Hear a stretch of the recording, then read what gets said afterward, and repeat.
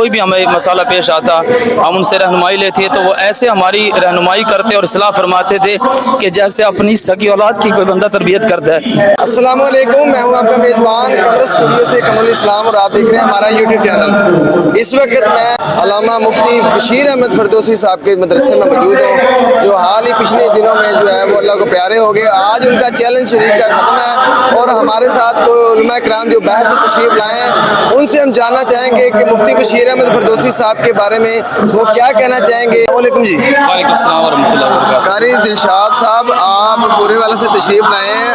आपके मुफ्ती बशीर अहमद फरदौसी साहब का आपके साथ कैसा ऐसा ताल्लुक़ था कि उनकी मोहब्बत आपको यहाँ पे खींच लाई है? क़िबला उस्ताद मोहतरम हज़रत अल्लामा मौलाना मुफ्ती बशीर अहमद फरदौसी साहब रहमतुल्लाह ताला अलैह, उनका सिर्फ मेरे साथ नहीं बल्कि बहुत सारे हज़ारों आप कह सकते हैं असातिज़ा कराम, तलबाए कराम, उनके साथ एक ऐसा रूहानी ताल्लुक़ और उनके साथ एक रिश्ता था कि जिसको कोई भी बंदा भूलने के लिए तैयार नहीं है।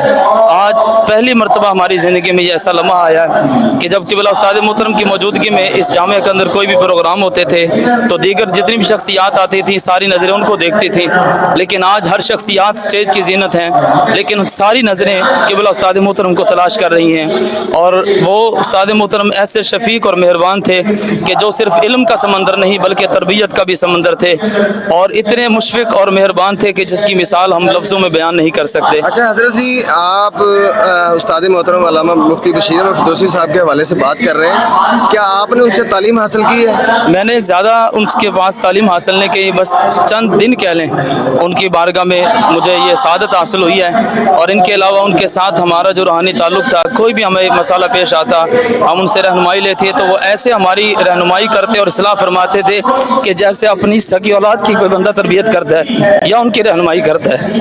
आज यकीन हर चीज़ हमें मिल सकती है, लेकिन क़िबला उस्ताद मोहतरम की शफ़क़त और उनकी वो तरबियत हमें शायद अब नसीब ना हो।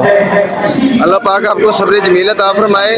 जो अल्लामा मुफ्ती बशीर अहमद फरदौसी साहब के चाहने वाले हैं, उनसे मोहब्बत रखने वाले हैं, आपको पता होगा कि देवबंद हजरात भी हैं, वो भी उनसे मोहब्बत करते हैं। उनके जनाजे में हमने बहुत बड़े बड़े उलमा इकराम देवबंद हजरात के भी, अहले हदीस हजरात के, हर मसले के लोग जो है उनके जनाजे में देखे। उनके चाहने वालों को आप क्या मैसेज देना चाहेंगे? मैं क़िबला उस्ताद मोहतरम के चाहने वाले जितने भी हैं उनको यही मैसेज दूंगा, जिस तरह क़िबला उस्ताद मोहतरम ने फ़िरका वारियत बाद में रखी है और दीन मतीन की खिदमत को पहले रखा है, तो हमें चाहिए कि हम क़िबला उस्ताद मोहतरम के नक्शे कदम पर चलें, सारे मामलात को पीछे रख के सबसे पहले हम दीन के साथ अपनी वाबस्तगी और दीन के साथ मुखलस रहें, दीन का काम करें, दीन के साथ वाबस्ता रहें, तो इंशाअल्लाह ये हमारा फ़ेल और हमारा अमल जो है तो क़िबला उस्ताद मोहतरम के लिए यकीनन उनकी रूह को सुकून बख्शने वाला अमल होगा।